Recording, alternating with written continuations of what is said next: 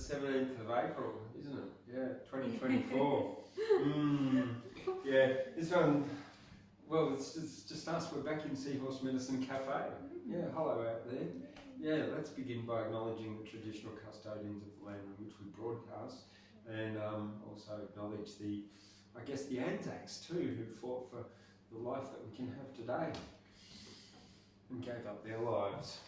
Alright, what have we got for you tonight? It's well, we're back in Seahorse Medicine Cafe, as you can see. Seahorse. And because it's cold out there and it's just us. So it's rainy and cold in Gyra. Anyone would think it's chill on Tuesday, but it's not, it's Wednesday. And what's happening here at the Australian Poetry Hall of Fame? Well, I'm going to get on and read some poetry to begin with. We're going to start with, well, I was out there looking through the library, the Australian Poetry Library and Archive, just before the show, and I was thinking, what am I going to read? And I saw this book by Henry Rollins in the international poetry section. So I've actually got a bit of international poetry to read out tonight. And I grabbed this book and I flicked it and I opened it, and the very first page that it opened at was actually the title poem. It's called Black Coffee Blues, and it was written January 27th, 1989, Brisbane, Australia. Broken roach wings on the floor. You get your wings in places like this. You earn your roach wings. They keep you up, not suspended, but eye to eye with an understanding that keeps your mouth clamped shut when you're with your woman, when she asks you what's the matter. In the painful silence, you can hear the roach wings fluttering. In this room, on the floor, by my right foot, dead, belly up, legs folded. Roach wings won't get you far, but they'll get you here. This circuit to a circle wheel, rolling after its own tail.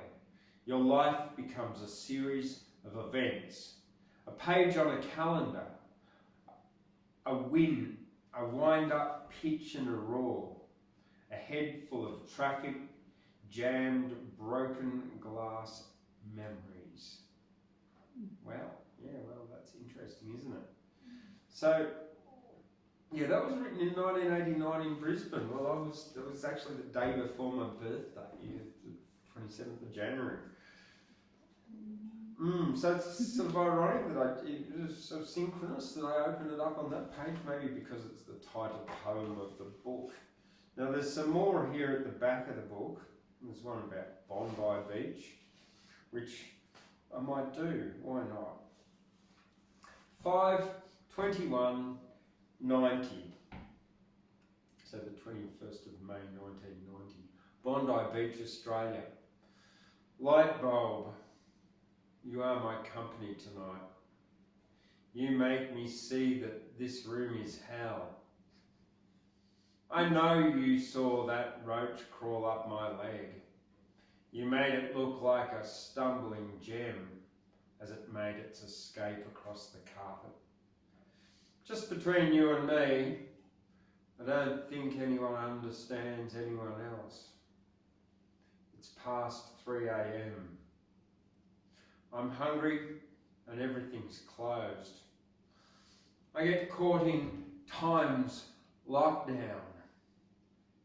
Hey, light bulb, I was thinking you never get to use yourself. You have a great gift.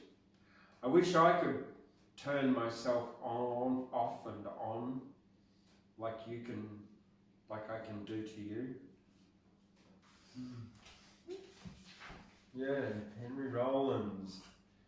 And so we'll go to the end here where there's more of his poems right at the back of the book. This one's quite a long one. It's the last one. I know you. I know you. You were too short.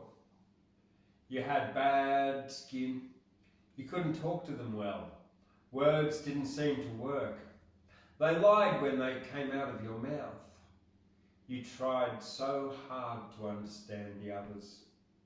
You wanted to be part of what was happening. You saw them having fun. Seemed like such a mystery, almost magic. You thought that there was something wrong with you. You would look in the mirror trying to find the flaw.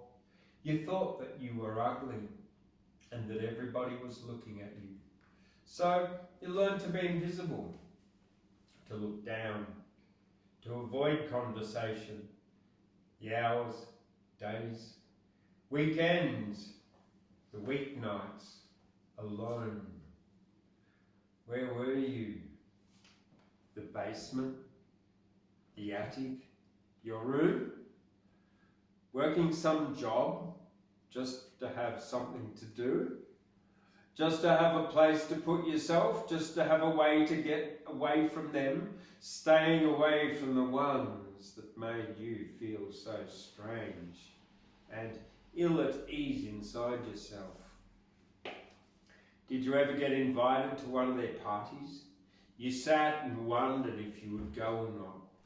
For hours you imagined what might transpire, if they would laugh at you, if you would know what to do, if you would have the right things on, if they would notice that you came from a different planet.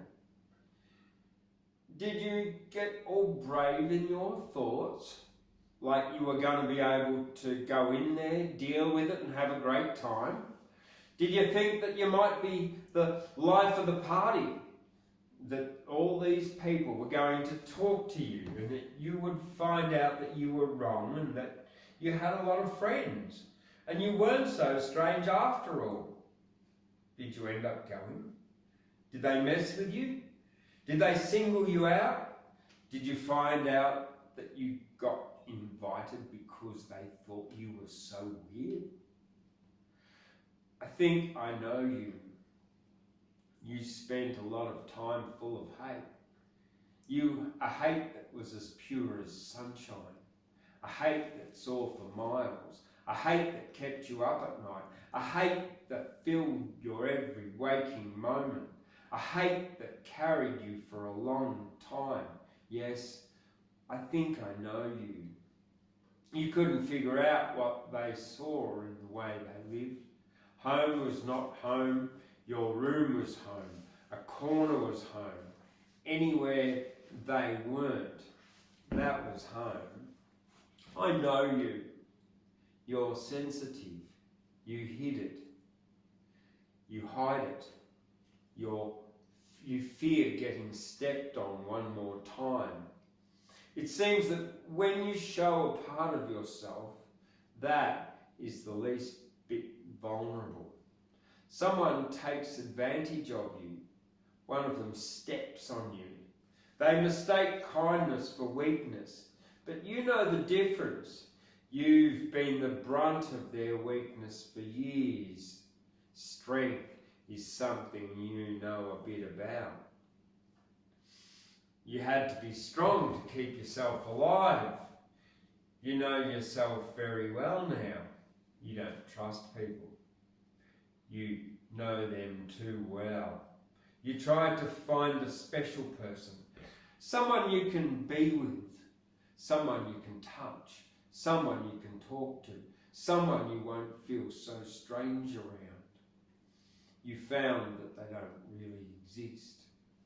You feel closer to people on movie screens.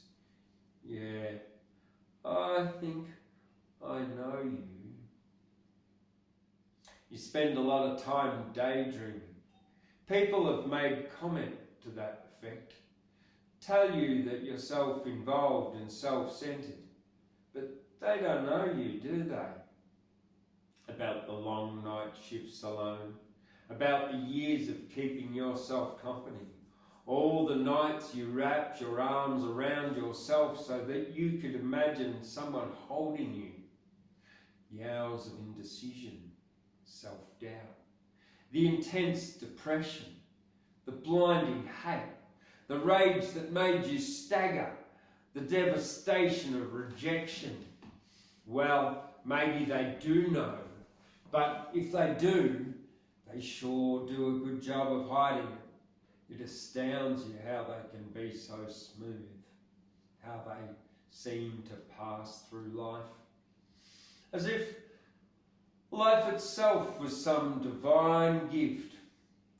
It infuriates you to watch yourself with your apparent skill in finding every way possible to screw it up. For you, life is a long trip, terrifying and wonderful. Birds sing to you at night. The rain and sun, the changing seasons are true friends. Solitude is a hard-won ally, faithful and patient. Yes, I think I know you. Well, that's the last poem in Henry Rollins' book, Black Coffee Blues. Henry Rollins, this was published in 1991, by the looks of it. 1992. Yeah. Well, you got something tonight? Yeah. Okay, do you want to do it now? I'll do a Rumi, because I've got this selected poems of Jalaluddin Rumi, Mavlana Jalaluddin Rumi. Just call him Rumi. That's why just Rumi. Yeah, that's why they just call him Rumi. Yeah.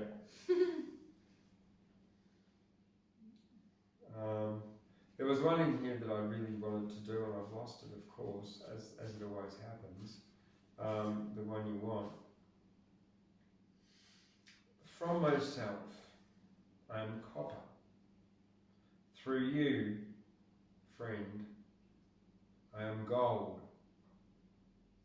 From myself, I'm a stone, but through you, I am a gem. From myself, by Rumi. Cool. Rumi, deep frozen stays the ice in shady places, which did not see the radiance of my sun. But every ice that saw that sun face smiling says, melting, I'm the water that grants life. Oh, this one. Here we are. Yeah. You are my sky. I'm the earth, bewildered.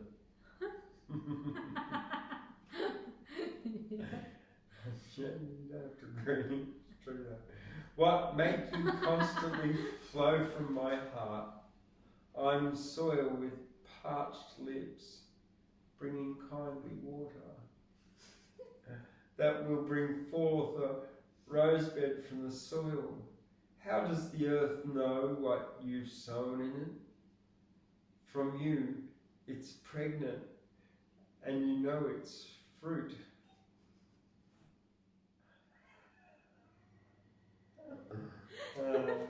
I can edit that one out if you want. No, I'm not gonna. That's cute. It is, isn't it? Yeah.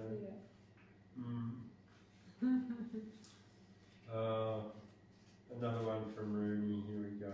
I'm trying to find another one. If death is a man, let him come close to me, that I can take him tightly to my breast. I'll take him from a soul pure, colourless. He'll take from me a coloured frock. That's all. Okay. That's all. That's all. That's how it ends. That's all. We are your guests, beloved friend, tonight. What night? For we are yours by day and night. For where we stay and where we go we are, still present at your table near your cup, We are the pictures of your artful hand. We have been nourished by your kindly bread. We are the baby pigeons of your coat. We circumambulate your portico. We set the gold ball in the sky a dance. Why not? We are the mallet in your hand. Let's be mallet now, and now ball. As long as we stay in your polo ground, turn us into a serpent or a rod. Like Moses' miracle we are, your proof. Do open now our mouth and bind it too. Yours is the binding, for we are your bag.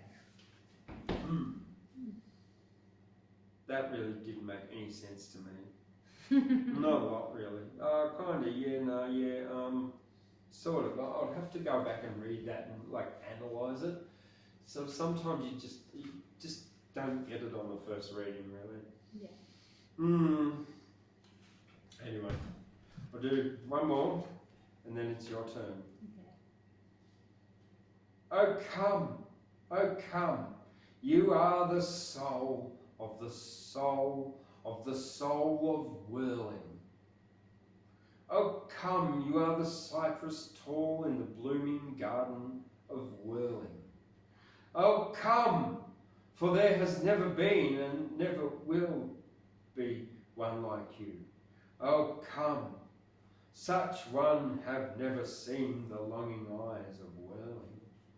Oh come, the fountain of the sun is hidden under your shadow. You own 1,000 Venus stars in the circling heavens of whirling. The whirling sings your praise and thanks. With 100 eloquent tongues, I'll try to say just 2 points, translating the language of whirling. For when you enter in the dance, you then leave both these worlds. For outside these two worlds, there lies the universe, endless of whirling. The roof is high, a lofty roof, which is on the 7th sphere, but far beyond this roof has reached the ladder of whirling. And when the bosom of the moats is filled with the glow of the sun, they enter all the dance, they do not complain in the whirling. Whatever there appears but he, you tread on that in dancing. The whirling sea belongs to you, and you belong to the whirling. And what can I do when my love appears and puts its claw around my neck? I grasp it, take it to my breast and drag it into the whirling. It's a lot of whirling. Yeah, that's whirling. Whirling, yeah. Come on, whirl over here. Reminds me of the whirling dervish. Yes. Well, he was.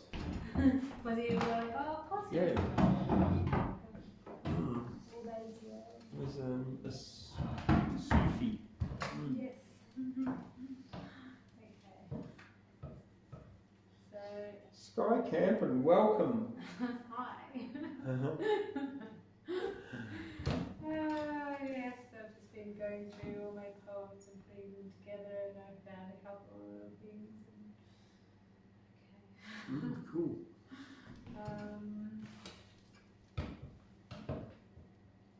The kind. You're not of the kind. Kind is not in your mind. Mind your step. Walk out, I'll be fine. I've found my way, higher and higher every day. Being of the kind of mind, I know. To fly on with the flow, yes, here I go. Up north to see the sun that does glow. Bright and yellow with pure love, like the dove. Who knows, olives are better than the kill on death's row, Mm. the hurt we do not know, the pain we give to the unknown, before the taste of sweet, spicy death, sliding down the throat. It could be a goat.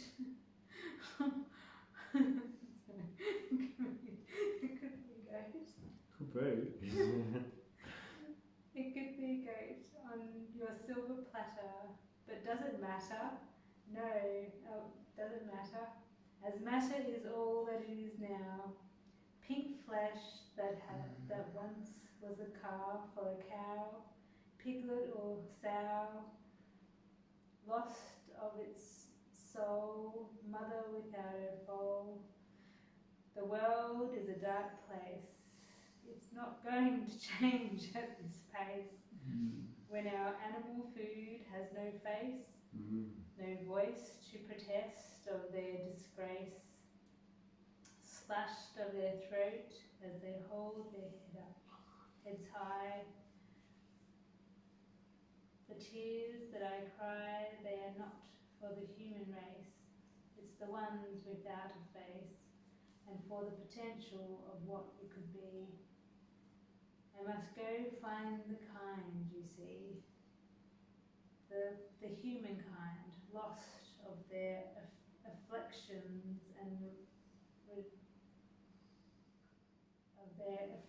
and restrictions, bound by the past conditions. There you go. That was July last year.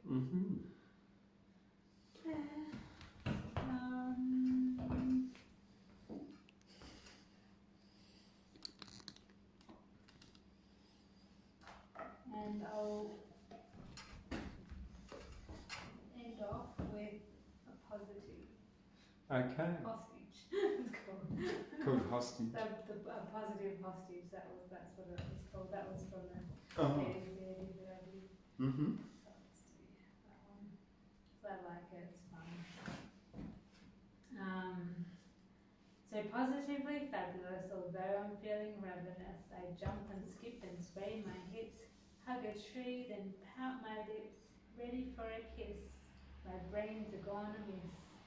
Then play the drums and yell for fun, running naked in the sun, dancing day and dancing night, soaring high with birds of flight, feeling happy, feeling light, crawling on the ceiling high, falling down the walls I sigh.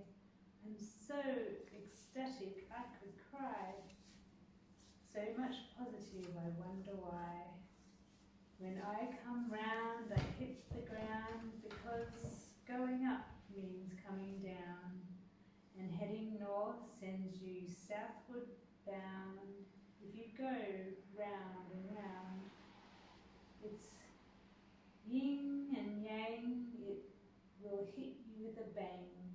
If you knock it out of whack, this insight you may lack, or maybe just slack, to feel the universal tap. It will hit you with a slap. Tap, tap, slap. That was really. There's something about that. Maybe because like you've done been reading Molly McNutt. Yeah. And I was thinking, it sort of sounds Molly McNutty in the beginning, sort of in a way. It's got a nice sort of rhythm to it. Yeah.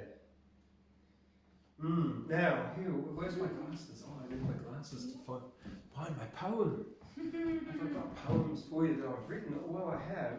Yeah, I've just got to find them here, but it won't take me that long. The first one that I've got for you, I was looking for some writing prompts, and the prompt was you need to create a perfect pet out of 4 different animals. Well, and I sort of was in a hurry to write this, so I only ever got 6 lines out. I wanted the perfect pet, so I called a geneticist. I also called a vet and a microsurgeon. They arrived at my place. The surgeon was pissed.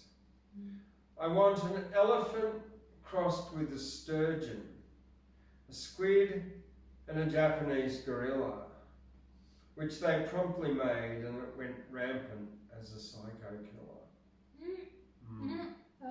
That's it. They said it was short. I know. Doesn't sound like a perfect pet. I know. I know.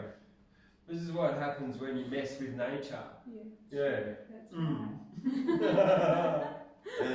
So the next one was but the first prompt was that the government wants to outlaw sweets and lollies, and I needed to write a piece like stating why kids have the right to eat lollies.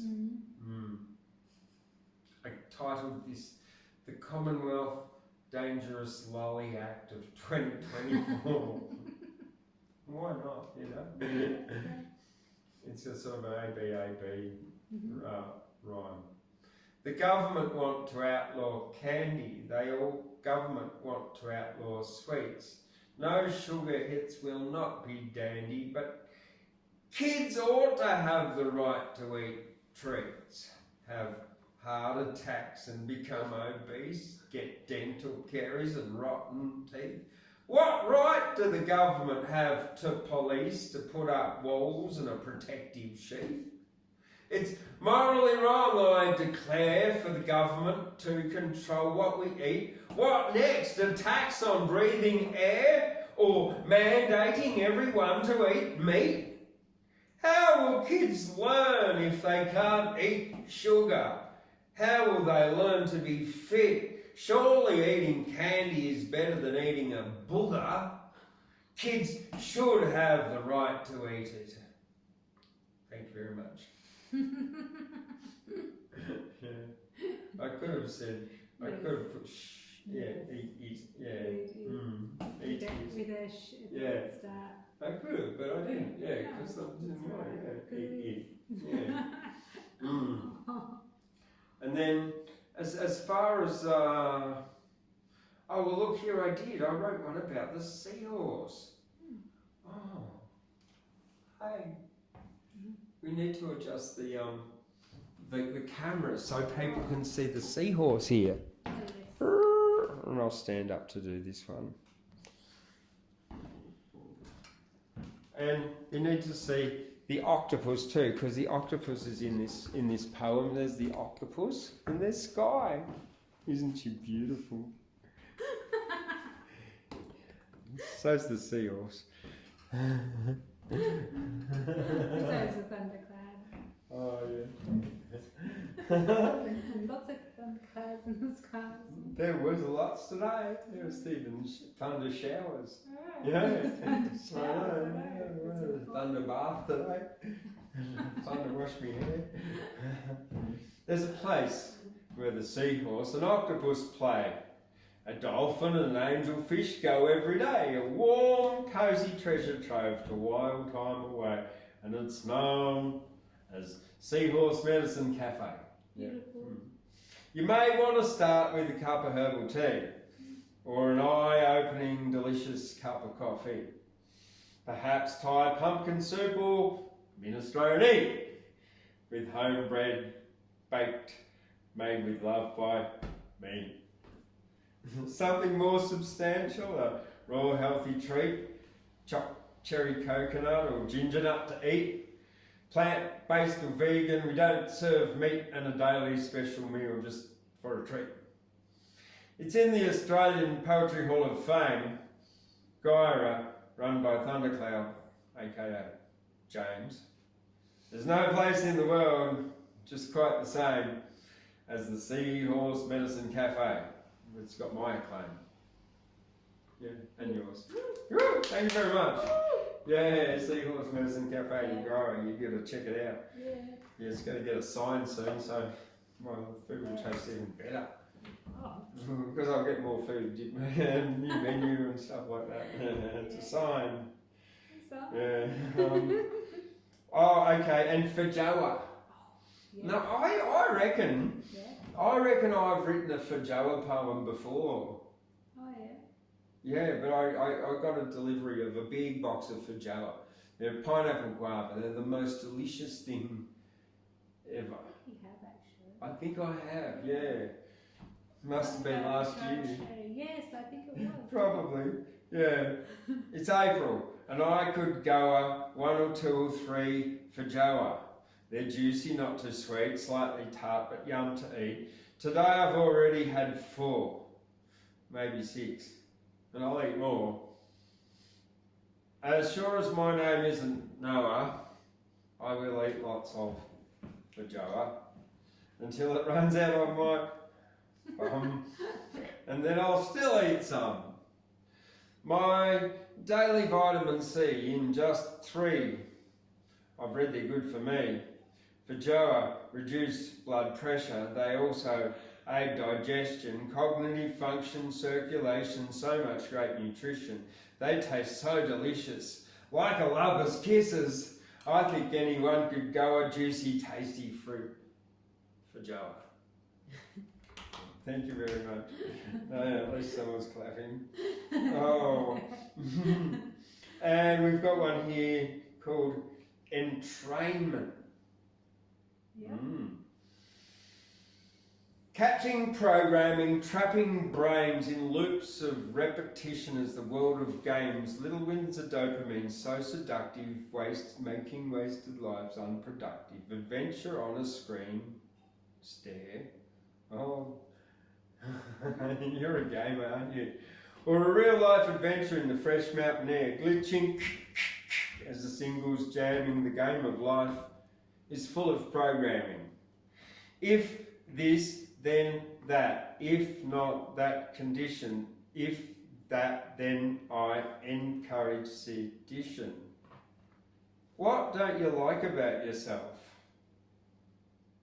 That's a question, eh? That's a question. What don't you like about yourself? How can you improve yourself? Do you think you're in a hole? Have you a purpose and a written goal? Why do you say the things you say? Do you ponder these questions every day? Hearsay programmed on repeat. Never question why, what, when, why, what to eat. Some so programmed they're insane. Glitch, reboot, again. Glitch. Running, jumping, coins on the train, fighting dragons to get power mushroom in a diamond cave named bedroom. Ladies and gentlemen, for your entertainment, we provide these games for your entrainment because we don't want independent thought and we never know about what you've bought. But thanks, here, have tokens called money. Tonight on YouTube, something funny. Independent thought doesn't fit the program. Glitch. We have your life programmed. Oh, and it's really like I get so involved in short movies. Shorts. And you just like go from one short to another. Because I've now got TikTok. You're talking about reels and stuff. Yeah. Little short videos. Yeah, gosh. On YouTube, Facebook, and I everywhere. got rid of freaking they're called TikTok. They're called reels on Instagram, aren't they? Yeah. Yeah. I got rid of TikTok to get rid of those bloody things, and now they're on Instagram. Yeah, and Facebook and YouTube. And Facebook, yeah. Yeah. Oh my gosh. Yeah, and I'm done. Except no, I'm not, because there was one I wrote 6 days ago here, knowing and believing. Oh no, I must 6 knowing and believing. No, if that's 6 days ago, I did that last Wednesday, didn't I? Knowing and believing? Maybe not. Oh. No, That it was the other one I did about believing. Okay, it wasn't the one that's did. Oh, that got someone upset, yeah. Well, this is actually, this is the Great Bull. Actually, the Great, what do we call it? The Great Karen. I'm going to sit down to read this. No, it's all right. The Great Karen is a metaphor for God. For God. God, yeah. Okay. Because you can't prove God exists, you can only have faith. Knowing and believing, it's called. In the whispering woods so dim and deep, toots a truth, the wise old owls did peep, with feathers gold as the moon's soft light. He perched on his branch, such a magic sight. As night began its gentle creep, Toots spied Bumbly, the young bull, asleep. But wait, his eyes were closed so tight, what could make him hide from the night? Good evening, Bumbly, Toots cried. Why walk about with eyes shut wide? Bumbly stomped his hooves, did he?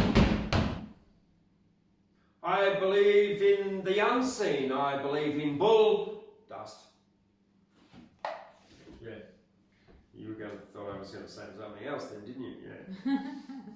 Bumbly stomped his hooves, did he? I believe in the unseen, I believe in bull dust. A world of magic and wondrous things beyond what my closed eyes brings. Though I can't see, I feel it's true. Deep inside it's what I pursue.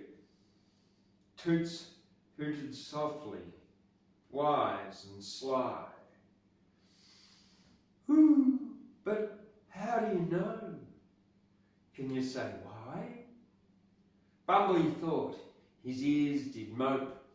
Well, no, but inside there's hope.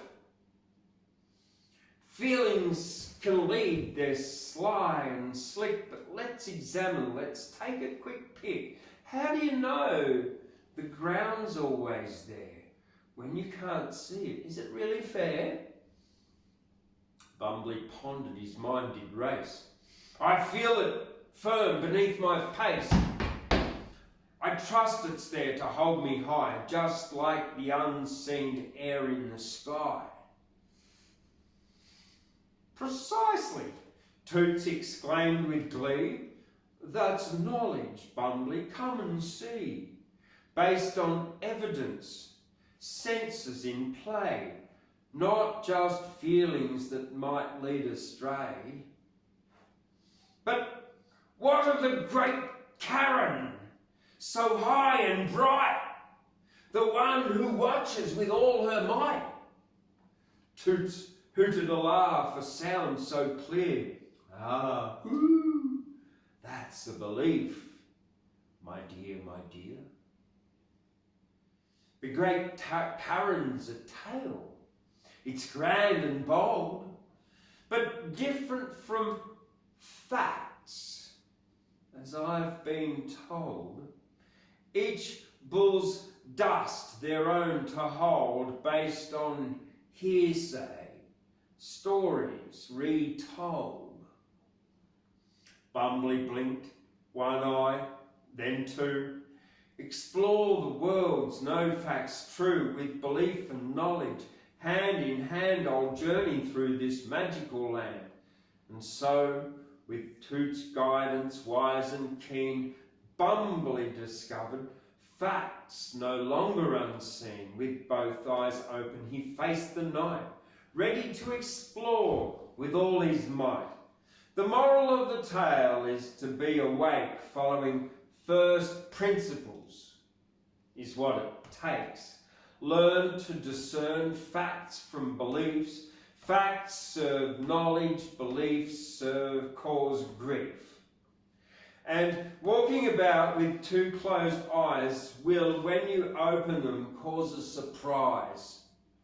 As all Toots of truth could do was give a warning, Bumbly opened his eyes and saw the day dawning.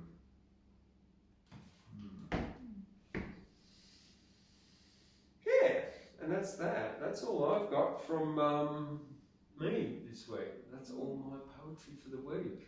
So, what have we got coming up here? We've got Melody d'Amore. It's Raphael Piano is a Neapolitan Italian tenor coming on the 3rd of May with Melissa Buchholz, who will be accompanying him on the piano, on the Tingley keyboardy thingy. And then on the 23rd of June, we've got Ash Grunwald coming also, so that's a big gig coming up. So stay tuned, keep an eye out. We've got the Australian Poetry Slam Heat coming here, the 14th and 15th of August, and I think I just signed the contract for that today, so it's definitely going ahead now. And Poets on the Mountain in November, plus Wednesday night, every night, Wednesday words, open mic. Well, there's no mic, we don't need one tonight. But did you know, I'm getting some lapel mics, so cool. the sound should be really clear for when they arrive. Thank you, Wish. Yeah.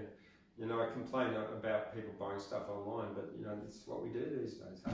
Yeah. Anyway, it is what it is. All right, good night. Thank you very much for joining us from Wednesday Words. It's a short one, there's only two of us, but yeah, we're not really that tall either.